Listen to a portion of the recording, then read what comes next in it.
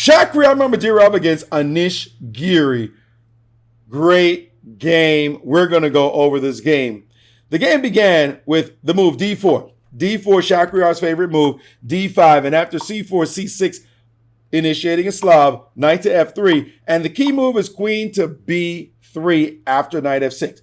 Queen to B3, the queen stops the bishop from developing to the F5 square, even though you have to bring the queen out early on B3. So E6 played. He could have played in this position, D takes on C4, queen takes C4, and then bishop to F5. That is a playable line, but you have to concede the move captures if you're going to do that, giving up a little bit of the center. So E6 played and bishop to G5, and it's this move, H6, we talk about the weakness on the G6 square. You guys are following this? You guys are following this. All right. G6 square right there is a weakness, okay? But it's a slight weakness. You've got to give to get. Bishop drops back. Now takes, and B5, a typical maneuver in this position, hitting the queen and preparing to bring the bishop into the game on B7. So after queen to C2, bishop to B7 played. And now the bishop is preparing to be unleashed on this diagonal. C5 is coming next. The move C5 attacks the center. Of course, frees the bishop, but can't do it right now because of the queen, right? The extra pressure on that square. So the move knight B to D2 was played. Not knight to C3 because that might allow an easier C5 for black, all right? It is possible, but knight on D2 definitely says, I don't want to see the move C5 happen anytime soon. Now, knight B to D7 played. Natural move, preparing the move C5 at some point. And now aggression with E4. E4, an aggressive move.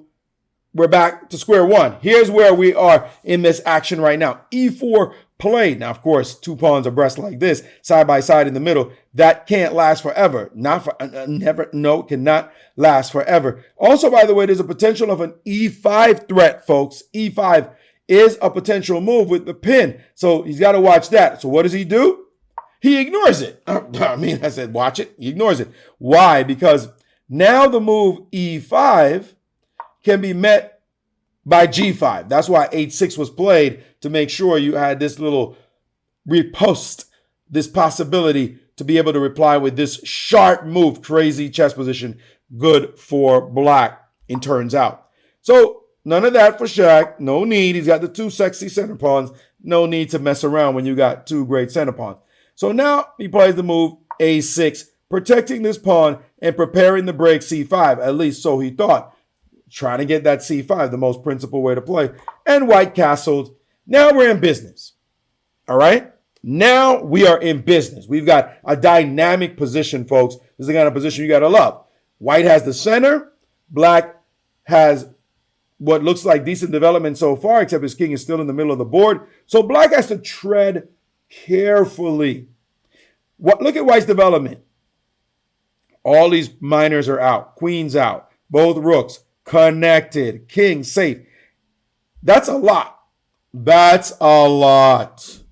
What does black have? Well, black has some control over the D5 square. Black has 4 pieces that have already moved. Black needs to get pieces in the game. A little bishop E7 action or a little queen B6 action. Develop your forces. Yes? Your king is still stuck in the middle of the board. That's what you should be doing. That's chess. Basic chess 101. Except Giri decided, it's time for me to break. It's time for me to make this break. Now, everything I just explained to you says white has the lead in development. White is much better developed. What does that mean? That if you make a break, the side with the lead in development will be able to take advantage of that, or normally able to take advantage of that. Of course, this is a necessary freeing move for black because it unleashes this bishop, opens up this line, he hopes, and gets potentially this bishop into the game. So the C5 move serves multiple purposes. If it had worked out, we would have been extolling the virtues of these moves. The fact that he's going to get his spank, we're going to say, that move sucks. That move's terrible.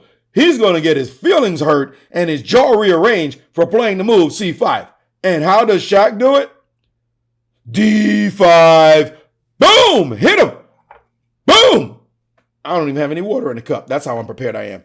D5 let's go. Okay, you're not opening up this line for your rook. You're not getting this bishop in the game. And in the meantime, we're trying to shut down your bishop with one move. And he said, but wait a minute. We can take it. Let's take it, which is what Giri did. And now Shakh said, I ain't got no problems with you.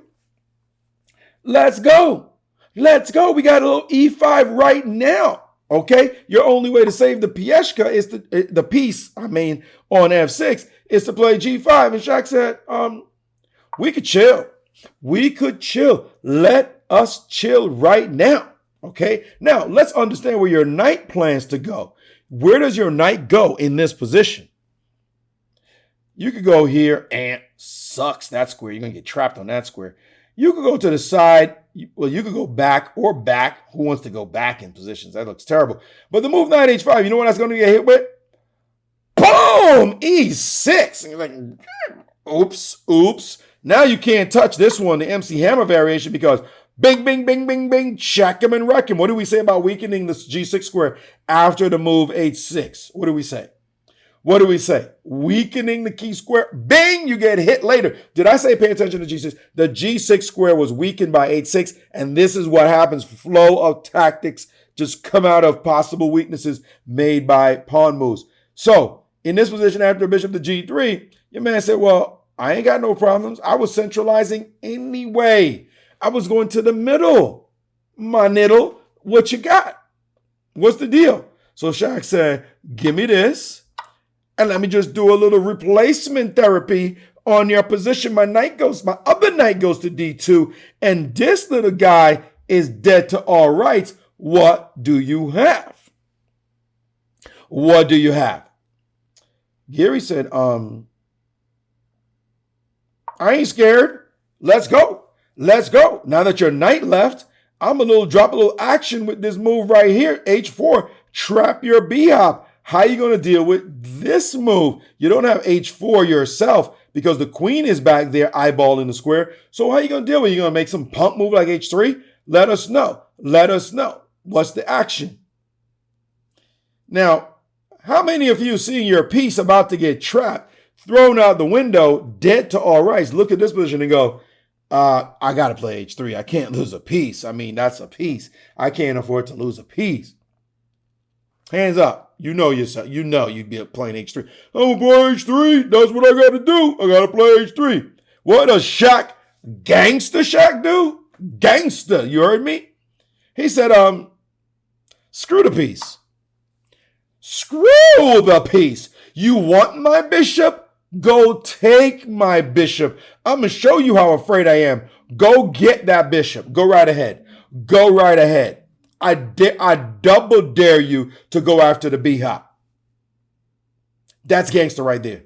This is a pure D gangster game right here, folks. Shakh said, go take me. So now Anish Giri is about to, wait a minute. Let me calculate. If I play the move h4, well, what's going to happen is, boom, in your face, son. Let's go. E6 is just waiting to be played. I got to play E6. E6 is just the money move to rip open that king. Just rip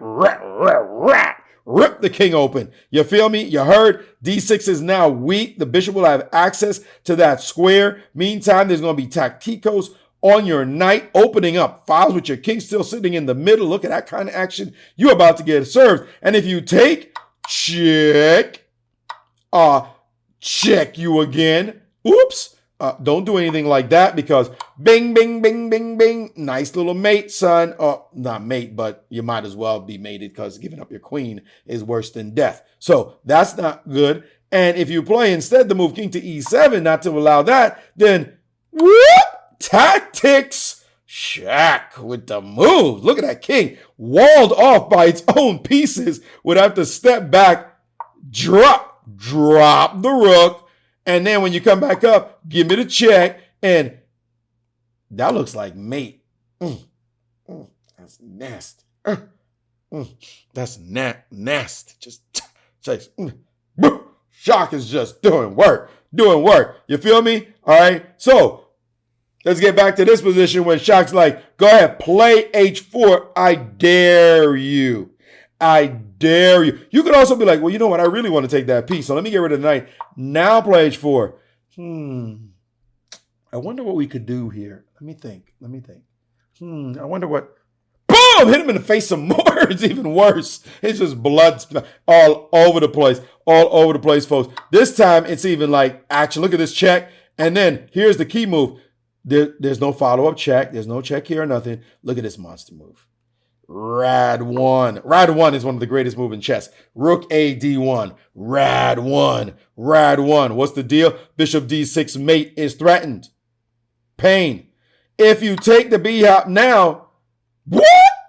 Open up the line. Oh, it's so fine. Oh my goodness, I wish this game were mine. Look at this. Rooks on the action files, getting it done. The queen just sitting there like a big dog gangster, getting ready to play Queen F7 mate, getting ready to play Queen G5, cracking the skull open. The computers are announcing mate in 5. Stop it. Just stop it. This is just blood. The king is sitting in the middle of the crossfire saying, what did I do? What did I do to deserve this? Yeah, you shouldn't have played that H6 move is what happened. This move was the move that did it. So we're back here. You can't go after the bishop on H4. You just can't. And you got to deal with this killer blow coming. So what did he do? He said, let me play Rook H6. Let me guard the square. You know, that's nice. You know, like you just guarded the square with your rook. But one thing you did, now that both rooks have moved, you've absolutely forfeited your right to castle. Your king is going to have to figure out how to get out the middle of the board. Against a stone-cold gangster like Shakh, he sees you play the move Rook H6, admitting that your H5 move was a bluff, was useless. You know what he's thinking. I smell blood. This is a shark. Shakh the shark. You feeling me? Shakh the shark. That's his real name. Shakhriyar. Shakh is a shark. Just drop the R in there. The shark. Now it's time. He said it's time. What he's going to do? First, he's going to start off with Rad 1. Rad 1 in effect. You want to play H4? Go right ahead. You want to try it? Make my day. All right, H4, bishop G4. Your H pawn creates a weakness. The bishop slides into it. You feel me? You go here. Whoop, the bishop slides in. And now you start crying. Wait a minute. That was a nightmare. The bishop slides in. Now you're crying. Why? Because if you take, I got a piece. Hey, why don't you just take and I maybe give my queen up?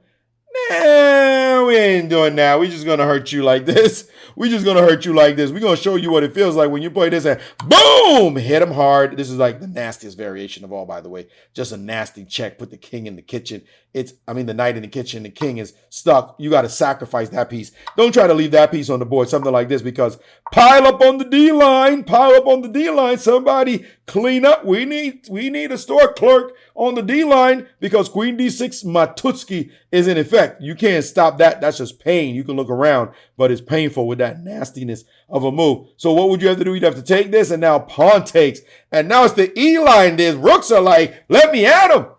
Let me at him, please. Look at this nastiness. Rook's barreling down. That rook barreling down. B-hop doing its work. Going berserk. All right. Incredible. Just vicious position. You can run with the piece if you want to, but then we'll switch to the E line, and this is Matutski. Ouch. Pure blood. Just brutality. Vicious, nasty, ugly. It's over. All right. So after Rad 1, let's go back. Rook H6. Rad 1. All the pieces now are jumping and pumping. White's feeling good. The pieces are hopping and popping in this position. He tries to develop now. It's too late. It's too late, baby. Now it's too late. Though you really did try to fake it. You're faking with this move. You ain't trying to make it. Bishop E7 is definitely not trying to make it. Don't even try it. Look at your funky pieces. The rook sitting over here. This knight pinned out of its mind. This rook closed on a file. Your queen like, what the heck? I'm just a useless little thing back there. And the king is thinking, this is not going to be good. This is not going to end well. But how do you finish it off? That is the question. Well, Shakhriyar Mammadirov, one of the greatest tacticians of our time, Let me show you what a gangster does. You ready for it, folks? Oh, this is so nasty. How would you finish it off? How would you finish it off? I'm going to pause momentarily. I'm going to take a brief commercial interruption so that the viewers may analyze this position momentarily to see what they would do if they had this as white against Anish Giri. Probably they would pee in their pants. They might be excited that they have this position and offer and accept Giri's draw offer.